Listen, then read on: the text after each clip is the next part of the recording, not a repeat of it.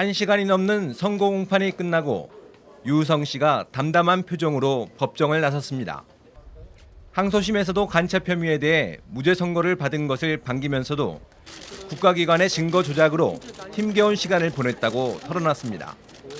너무나 힘들었던 시간이고 그동안에 저희 가족은 정말 정신적으로나 아버님 병까지 얻었고 이 사건을 계기로 대한민국이 다시는 조작된 간첩 사건이 이 시점에서 끝이 나고 항소심 재판부는 1심과 같은 징역 1년에 집행유예 2년을 유 씨에게 선고했습니다.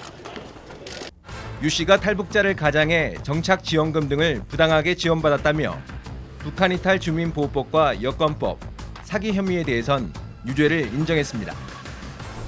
그러나 국가보안법상 간첩 관련 혐의들은 인정할 증거가 없다며 검찰이 내놓은 10가지 공소사실 전부 무죄로 판단했습니다. 검찰이 위조로 판명된 출입경 기록 등 항소심 핵심 증거를 모두 처리한 상황에서 오빠를 간첩이라고 지목했던 동생 유가려 씨 진술도 증거 능력이 없다고 판단한 것이 결정적이었습니다.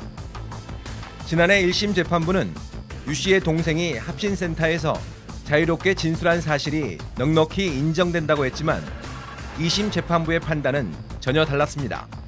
재판부는 장기간 구금 상태에서 변호인 조력을 받지 못한 채 심리적 불안감 속에서 수사관 회유에 넘어가 진술한 것이라고 밝혔습니다.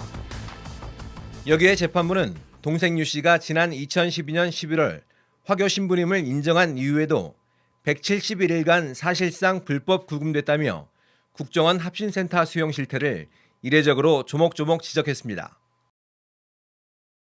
국정원장이 유 씨의 신체의 자유, 거주 이전의 자유를 부당하게 제한했다고 국정원의 책임을 분명히 한 것입니다.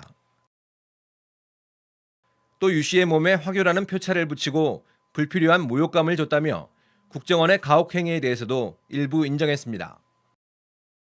감금 상태, 그러니까 시건 장치가 안에서는 못 여는 장치, CCTV가 하루 종일 감시되고 있는 상태, 한국에서 살게 해주겠다는 약속, 거짓 약속, 이것이 모두 사실로서 법원에서 판결을 확인했습니다. 중국 정부의 문서가 위조된 것이라는 의혹이 제기됐습니다.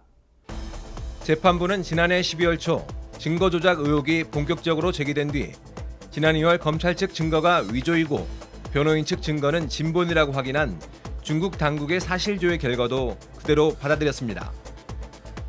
북한에서 중국으로 3번 연속 입경한 것으로 나온 유 씨의 출입경 기록과 삼합변방 검사참 설명에 대해서 시스템 오류로 인한 것이 맞다며 유 씨 측의 기록이 진본임을 재확인했습니다.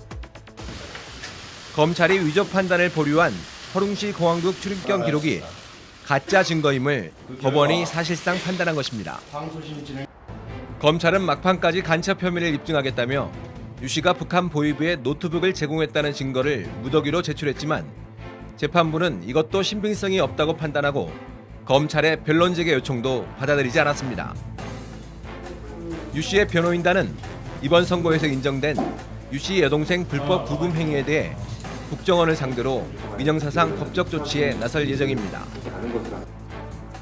변호인단은 또 검찰이 유 씨에게 사죄는 고사하고 형사부를 동원해 간첩 혐의와는 별도로 유 씨를 불법 대북 송금 혐의 등으로 보복성 수사를 하고 있다고 반발하고 검찰의 자성을 촉구했습니다.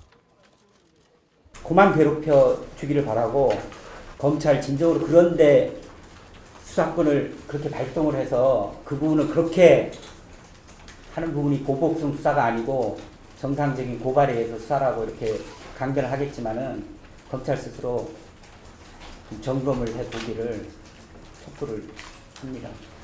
검찰은 판결문을 검토한 뒤 조만간 대법원에 상고할 방침입니다. 1심에 이어 항소심도 유 씨가 간첩이 아니라고 재확인하면서 조작된 증거를 동원하고 무리하게 공소를 강행했던 국정원과 검찰에 대한 역풍이 거셀 것으로 보입니다. 뉴스타파 정신입니다.